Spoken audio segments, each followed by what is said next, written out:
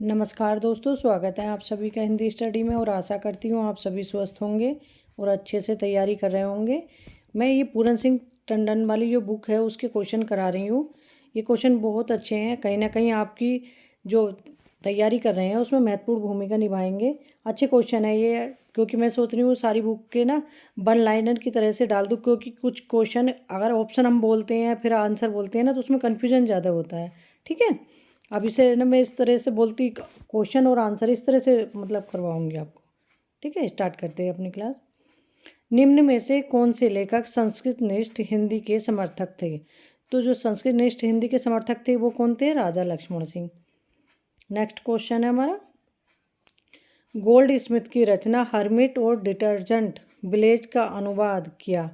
तो gold Smith की जो रचना है हर्मिट और डिटर्जेंट विलेज, इसका अनुवाद किसने किया? ये किया श्रीधर पाठक ने। यमलोक की यात्रा निबंध इनमें से किसका है? तो यमलोक की यात्रा निबंध है राधाचरण गोस्वामी जी का।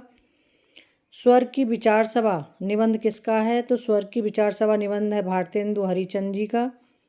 तप्ता सम्भरण नाटक के नाटककार कौन है? जो तप्ता सम्भरण है इसके नाटक के नाटककार हैं श्रीनिवास दास।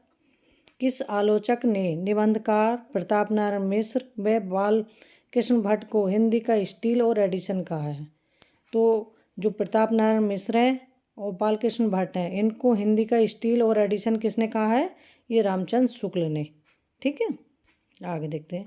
भारतेंदु हरिचंद का पहला मौलिक नाटक कौन सा है? तो भारतेंदु हरिचंद का पहला मौलिक नाटक कौन सा है? वैद की हिंसा हिंसा न भवती। भारतेंदु के कुल नाटकों की संख्या कितनी है? तो भारतेंदु के कुल नाटकों की संख्या कितनी है? 17 है। ठीक है, और जो काव्य रचनाएं की हैं वो कितनी की हैं? 70। ठीक है। निस्सहाय हिंदू उपन्यास के रचयिता हैं। तो निस्सहाय हिंदू उपन्यास के रचयिता कौन है? राधा कृष्ण दास हैं। कश्मीर कुसुम किसकी रचना है? तो कश्मीर कुसुम किसकी रचना है? ये भारतेंदु हरिचंद जी की रचना है। निम्न में से कौन सा रसा उपनाम से उर्दू में कविता करते थे? तो रसा उपनाम से उर्दू में कविता कौन करते थे? ये करते थे भारतेंदु हरिचंद। आगे देखते हैं। हिंदी नई चाल में ढली किसने कहा? तो हिंदी नई चाल में ढली किसने कहा? ये भारतेंदु हरिचंद ने कहा। जो कालचक्र किताब थी इनकी 1873 में, उसमें इन्होंने लिखा था कि हिंदी नई चाल में ढली। ठीक है। जुआरी ख्वारी नाटक के रचनाकार हैं। तो जुआरी ख्वारी नाटक के रचनाकार कौन है? ये हैं प्रताप नारायण मिश्र हैं।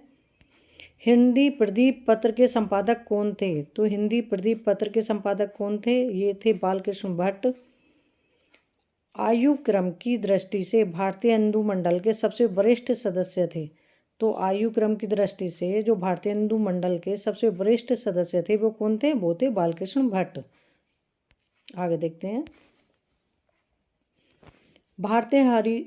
जो भारतेंदु हरिचंद है इनका जन्म किस वर्ष हुआ? तो इनका जन्म हुआ था 1850 ईस्वी में। ये मात्र 35 वर्ष की आयु जिए थे।